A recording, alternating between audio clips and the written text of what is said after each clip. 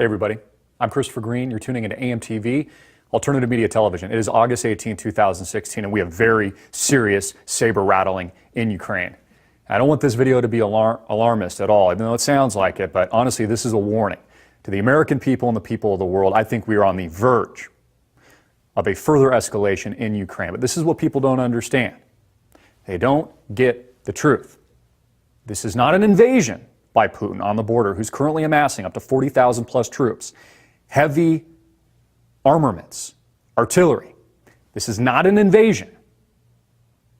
This is a response and retaliation to U.S. intervention. See, people don't understand in Ukraine, just like we've seen in countless other countries in the Middle East. It's the United States of America, through their covert operations, U.S. intelligence, and her allies that are actively destabilizing and overthrowing these governments. We see it time and time again. We've seen it in Iraq, we've seen it in Afghanistan, we've seen it in Libya, we've seen it, the attempt at least, in Syria. Now, it's been successful in Ukraine. The United States of America actively overthrew the government, the rightful government of Viktor Yanukovych. We're even seeing this come out in reports today. It's amazing. It's insane. They're pulling a rabbit out of the hat again. CNN is. MSNBC is. Fox News is. Accusing Paul Manafort, one of Donald Trump's operatives, of somehow siphoning money back from the leader at the time, Viktor Yanukovych, back to the United States, is somehow they're trying to manufacture it as an illegal act or something like that, even though they overlook Hillary Clinton's criminal activity again and again, over and over. And now we're potentially looking at, and I hope not, I fear it, a retaliation in Ukraine because Putin is pissed off. Now, the mainstream media is going to tell you things like he actively annexed Crimea, like it was some kind of illegal act or something like that. It wasn't. Again, the United States admits to this terrorism. They admit to overthrowing these nations, arming the radicals on the ground with weapons and guns. We've seen it in the Middle East. We're seeing it in Ukraine. Now, keep in mind, the former government of Ukraine, the rightful government, was a very strategic ally to Vladimir Putin. No wonder he is in the process of retaliating. The question is it now?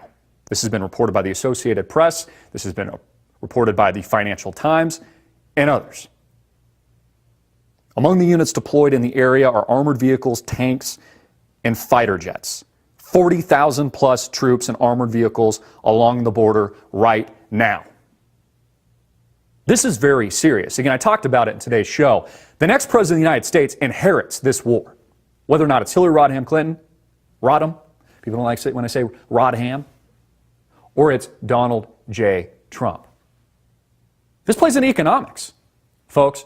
Again, notice how the U.S. financial market, global markets at large, are being rigged to levitate higher for a reason, because it favors Hillary Clinton in her chances of winning this rigged election. If the bottom fell out now, it would work against her. It would work for Donald Trump. You know, I really believe that the shoe drops when the next president of the United States gets into office, whether or not it's Hillary Clinton or it's Donald Trump. And it is scary. You know, they put it out there. They want us to believe, for example, that the monetization of our debt into infinity, quantitative easing, the trillions of dollars spent, that there's going to be no consequences, that there's going to be no inflation, that there's not going to be another crash. Well, I don't like to guarantee anything, but I will almost guarantee, without the shadow of a doubt, that there will be consequences. And there will be severe repercussions. Troops amassing at the border right now, 40,000 plus. And I actually think strategically for Putin, even though the mainstream media, tends to blow things out of proportion. Of course, they want to put out these propaganda pieces. I actually personally think, in my humble opinion, this is a strategic moment for Putin to strike. Why do I think that? Because the nation's currently in chaos. We're engaged in these divisive politics. We don't know who the next president of the United States is going to be. So he acts now. It forces the hand of these politicians. I actually think it potentially works in Donald Trump's favor, because I think most Americans actually view Donald Trump as a stronger leader. They view him more Putin-like. Now, I'm not saying Vladimir Putin is some good guy or something. I'm not cheerleading him or anything like that. But he's respected.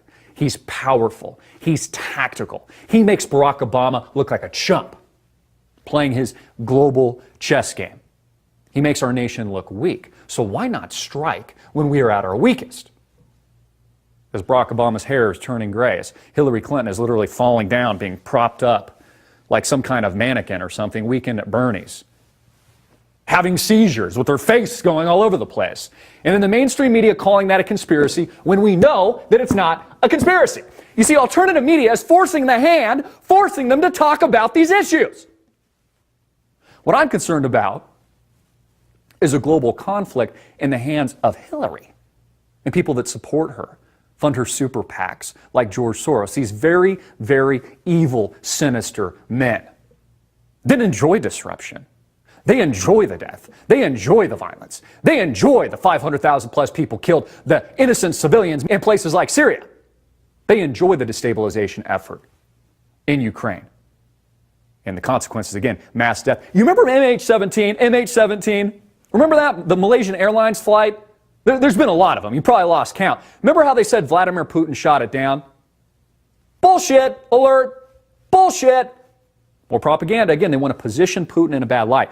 I'm not a cheerleader of Vladimir Putin, okay? Nor am I a cheerleader of RT or Russia or anything like that. But I know when I smell a rat. And I know when I'm looking at a turd. And I know, because I do this 24/7, hours a day, 7 days a week. I know propaganda when I see it. If it looks like a duck and it's quacking like a freaking duck, it's a duck. And again, I don't mean to sound alarmist, but 40,000 troops at the border, and now that I see, and I can see this, maybe not everybody can, I see this as a strategic moment to strike. America is weak. This ties into the economic, political warfare that we're experiencing today.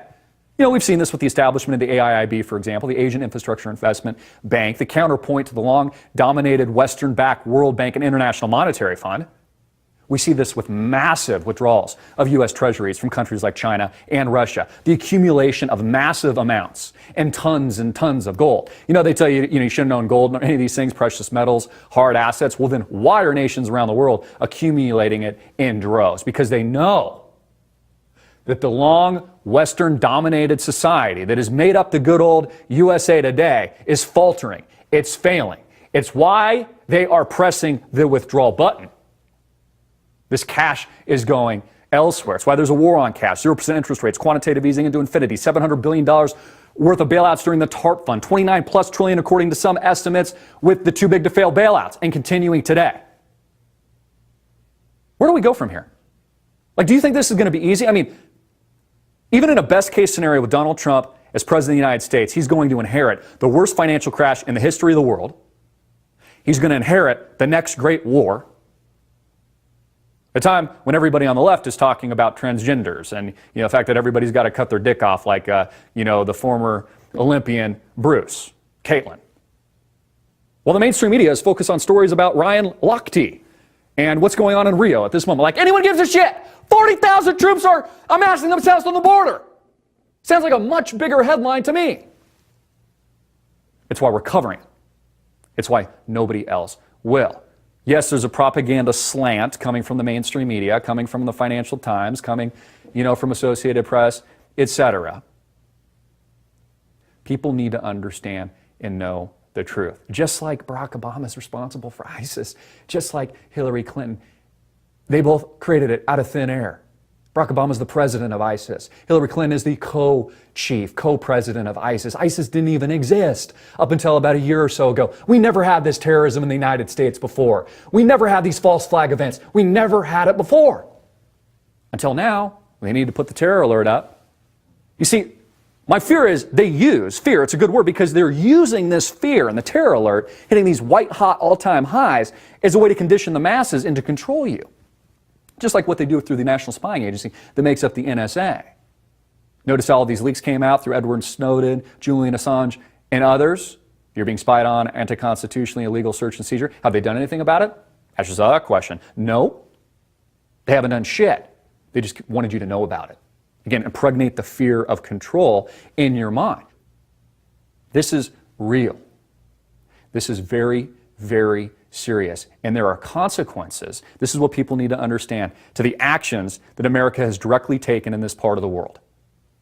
And so tell your friends and family, Tell them, make it clear that when Putin responds, this is retaliation for American warfare in this part of the world. This would be the equivalent, think about this for a minute, of Vladimir Putin arming insurgents in Canada, a U.S. ally, with guns, funding, overthrowing the rightful president of Canada and the government, and then suggesting through RT, his media giant, his propaganda arm, although I think they put out some really truthful articles, that's still a propaganda machine of Russia, and blaming it on the United States, and blaming the United States for retaliating and defending its ally. You see, that's only what Putin is doing.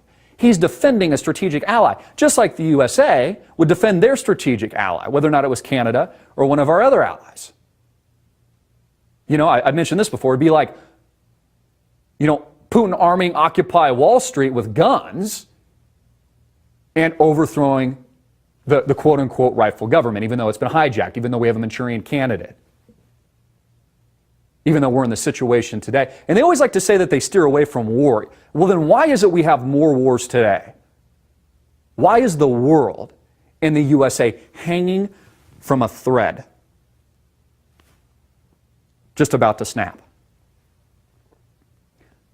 Russia and China, and I hate to say this, but it's the truth, they're more powerful than the United States today. We are seeing this transition of wealth. The wealth transfer has already occurred.